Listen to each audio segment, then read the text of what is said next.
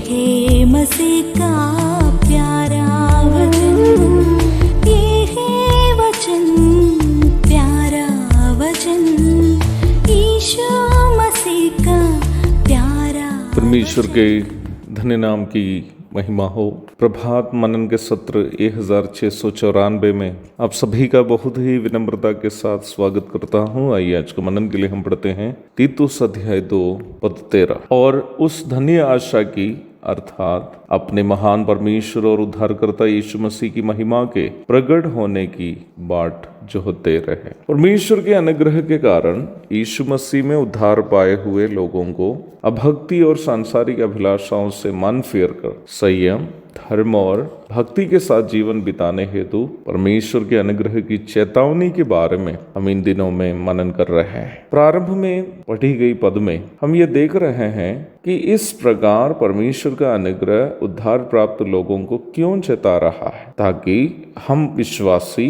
उस धन्य आशा की अर्थात अपने महान परमेश्वर और उद्धारकर्ता यीशु मसीह की महिमा के प्रकट होने की बाट जोहते रहे। क्या इस पद का ये अर्थ है कि यीशु मसीह की महिमा के प्रकट होने की बाट केवल उन लोग ही करें जो संयम, धर्म और भक्ति के साथ जीवन बिताते रहते हैं? उस पद का ऐसा अर्थ वास्तव में नहीं है। उद्धार प्राप्त सभी व्यक्ति प्रभु के मध्याकाशीय आगमन में धरती से उठा लिए जाएंगे। उद्धार प्राप्त व्यक्ति संयम, धर्म और भक्ति के साथ जीने की कोशिश करते रहेंगे, वो अलग बात है। परंतु यह विषय अलग होने के कारण मैं इस प्रकार कहकर आगे बढ़ना चाहता हूं कि उद्धार प्राप्त सभी व्यक्ति प्रभु के मध्याकाशीय आगमन में धरती से उठा लिए जाएंगे। बाइबल इस बात को स्पष्ट करती है और ऐसी बात है तो प्रभु यीशु मसीह के कौन सा आगमन की बाट जोहने के लिए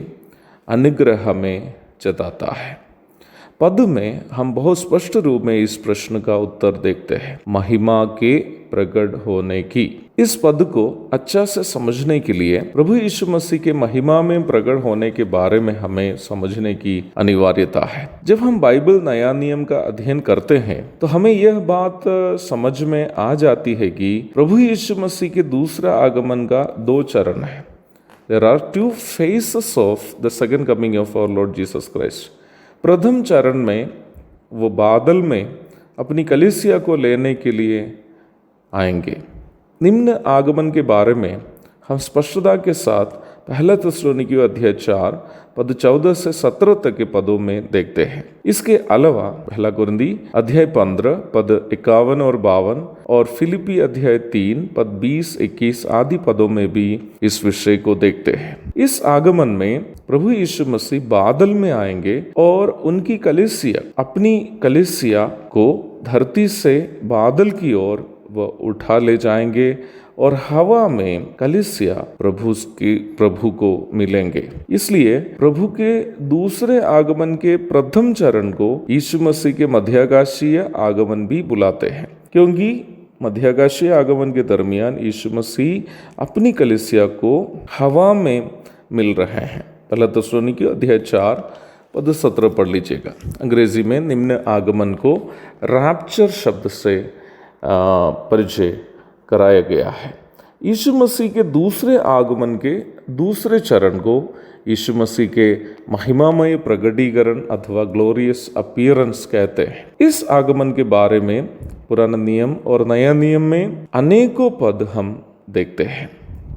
दानियल 7 पद 13 और 14, जकरिया अध्याय 14 पद 3 और 4, मत्ती अध्याय 24 पद 30 और 31, मरकुस मरकुस अध्याय 13 पद 26, लूका अध्याय 21 पद 27, पहला थिस्सलुनीकियों अध्याय 5 पद 2, प्रकाशित वाक्य अध्याय 1 पद 7 आदि उनमें से कुछ है। प्रभु के मध्याकाशीय आगमन एक रहस्यमय कार्य है, परंतु महिमामय प्रकटीकरण एक सार्वजनिक कार्य है। मध्याकाशीय आगमन कलीसिया को संसार से ले जाने के लिए प्रभु का आगमन है, वही महिमामय आगमन इस्राएल को बचाने के लिए किया जाने वाला प्रभु का आगमन है। पहला थिस्सलुनीकियों अध्याय 4 पद 14 से 17 तक और जकरिया अध्याय 12 पद 10 आदि पढ़ लीजिएगा। पहले थिस्सलुनीकियों अध्याय 4 पद 14 से 17 तक के पदों में उपयोग किया गया हम शब्द पर ध्यान दीजिएगा, जो कलीसिया को दर्शाता है। जकरिया 12 की 10 में उपयोग किया गया वे शब्द पर ध्यान दीजिएगा जो इस्राएल को दर्शाता है। निम्न शब्द को हम नए नियम में भी उसी प्रकार देख सकते हैं।